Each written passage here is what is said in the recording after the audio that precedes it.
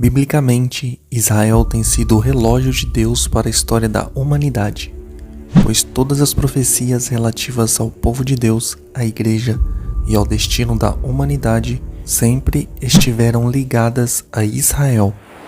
A Bíblia predisse que Israel ocuparia importância política e econômica para as nações nos últimos dias. 500 anos antes de Cristo, o profeta Zacarias profetizou que Israel seria um peso para as nações e um incômodo para todos os povos em redor. Eis que eu farei de Jerusalém um copo de pavor para todos os povos em redor, e também para Judá durante o cerco contra Jerusalém. E acontecerá naquele dia que farei de Jerusalém uma pedra pesada para todos os povos. Todos os que a carregarem certamente serão despedaçados, e ajuntar-se-á contra ela todo o povo da terra. O livro do profeta Ezequiel, no seu capítulo 38 e 39, traz uma profecia incrível e espantosa. Trata-se de uma guerra no final dos tempos, que se intitula a Guerra de Gog e Magog. O profeta traz alguns detalhes desse conflito que acontecerá antes do retorno de Cristo para salvar Israel. Historicamente falando, Magog era um neto de Noé. Os descendentes de Magog se estabeleceram ao extremo norte de Israel, provavelmente na Europa e no norte da Ásia. Magog eventualmente se tornou o nome da terra onde os seus descendentes se estabeleceram. O povo de Magog é descrito como guerreiros habilidosos. Na profecia de Ezequiel, Gog é um líder ou chefe de uma aliança de nações. Ele é da terra de Magog.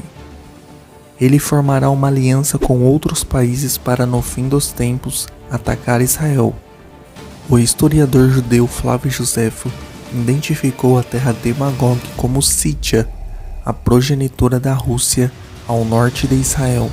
Podemos supor Magog como sendo a Rússia, pois a profecia fala do inimigo estar ao extremo norte de Israel, e Moscou se situaliza ao extremo norte de Jerusalém. De maneira nenhuma a Bíblia deixa claro onde e quem é o inimigo. Meseque e Tubal também são descendentes de Jafé, filho de Noé, e serão aliados de Gog, assim como outras nações como a Pérsia, que é o atual Irã, a Etiópia, a Líbia, que é aliada da Rússia e inimiga de Israel. Gomer é mais um descendente de Jafé que faz parte da aliança contra Israel nos últimos dias. No capítulo 10 de Gênesis, Jafé é listado como tendo 7 filhos.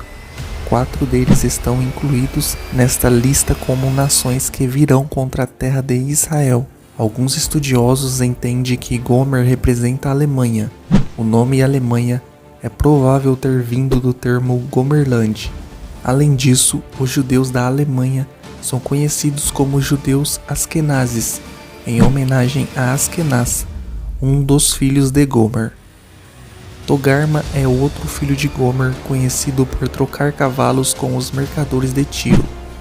Este país é identificado como Armênia, conhecida por sua criação e comércio de cavalos com a Pérsia e a Babilônia. Hoje a Armênia é identificada como aliada da Rússia e da Pérsia.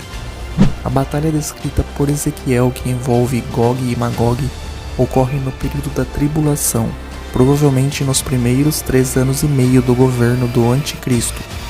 A evidência mais forte para este ponto de vista é que o ataque virá quando Israel estiver em paz, quando a nação tiver diminuído suas defesas. Israel definitivamente não está em paz agora, e é inconcebível que a nação baixaria suas defesas. Quando a aliança de Israel com o Anticristo estiver em vigor, no início da 70ª semana de Daniel, Israel estará em paz.